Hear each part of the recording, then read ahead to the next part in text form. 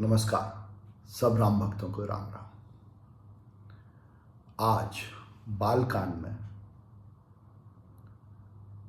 शिव के राम कौन है के बारे में उत्तर सुनकर पार्वती आगे क्या कहती हैं इसके बारे में तुलसी लिखते हैं।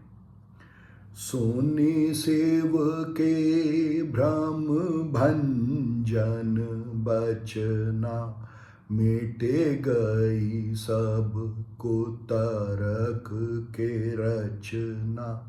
भई रघुपति पद प्रीति प्रतीति, दारुण असंभावना बीति।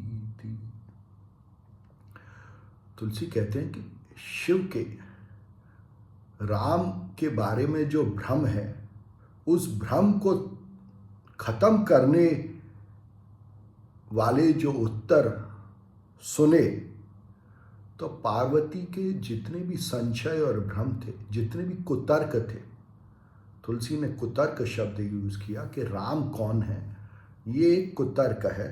वो कुतर्क खत्म हो गया, वो भ्रम खत्म हो गए और फिर पार्वती की रघुपति के राम तत्व के इस विश्व रूपी पद में प्रेम और विश्वास दृढ़ हो गया और सब प्रकार की जो असमता की भावना थी कि ये राम नहीं है, ये राम नहीं है, राम वो है, वो जो असमता की भावना थी, असंभावना, वो खत्म हो गई। पार्वती फिर कहती हैं शिव से, ससे कर सम सुनि गेरा, तुम्हारी मिटा मोह सरदा तप भारी। तुम कृपाल सब संशय हरेऊ, राम स्वरूप जानि मोहि परेऊ। पार्वती शिव से कहती हैं कि चंद्रमा की किरणों के समान आपके उत्तरों को सुन के मेरा जो भी अज्ञान था वो सब दूर हो गया। आपने मेरे संशय को, मेरे भ्रम को खत्म कर दिया और मुझे राम का जो स्वरूप है, राम कौन है, ये मुझे अब पता चल गया। फिर पार्वती कहती हैं उनसे, प्रथम जो मैं पूछा सोई कहूँ, जो मोह पर प्रसन्न प्रभु आहू। राम ब्रह्म चिन्मय अविनाशी, सर्वरहित सबोर पुरबासी। पार्वती शिव से कहती हैं कि जो मैंने सबसे पहले आपसे पूछा वो मुझे कह के बताइए। अगर आप मेरे पे प्रसन्न हैं तो मुझे राम के बारे में बताइए, उस राम के बारे में जो ब्रह्म है, मतलब जो हर जगह है, जो हम में समाया है, और जो चिन्मय है, मतलब जो चेतन है, और अविनाशी है, जिसका विनाश नहीं होता, और वो सर्वरहित है, मतलब सबों से परे है और सबों के हृदय में बसता है, मतलब सबों में बसता है और वो सबों के परे है। इसका मतलब सब उसमें बसते हैं, वो हम सबसे ज़्यादा बड़ा है क्योंकि हम सब उसमें बसते हैं, वो हम सबों के हृदय में बसता है। उस राम तत्व के बारे में बताइए। क्या बताइए? नाथ धरेउ नर तनु के ही हेतु, मोहे समुझाए कहु वृष केतु। उमा बचन सुनि परम विनीता, राम कथा पर प्रीति पुनीता।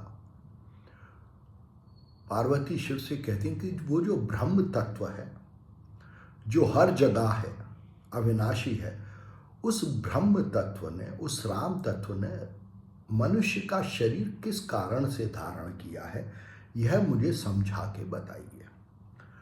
और पार्वती के इन शब्दों को सुनकर और उनकी राम कथा पर प्रेम जानकर शिव बहुत खुश होते हैं।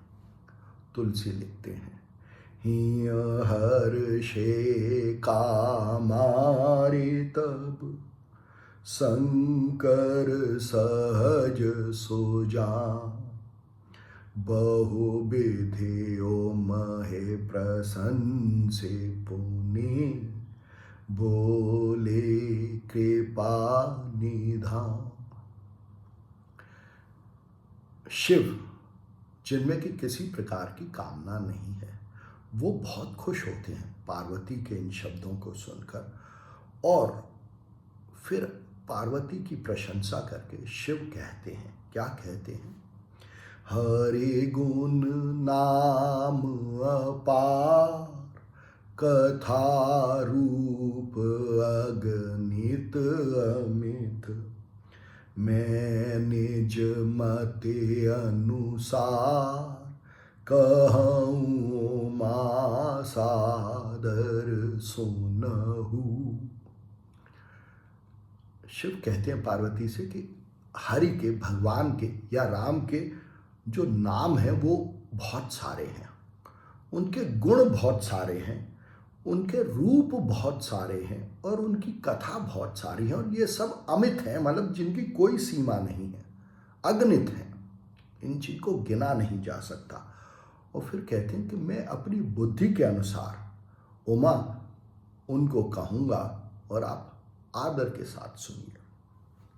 सुनोगे रे जा हरि चरित सुहाई, विपुल बेसद निगमागम गाई, हरि अवतार हे तुझे ही होई, इदम इथम कही जाय न सोई।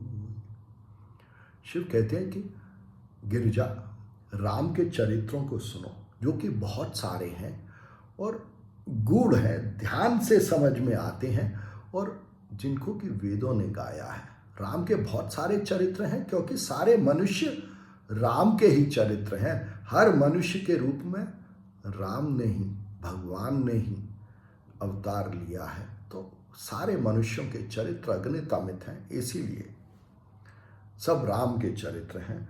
और फिर कहते हैं कि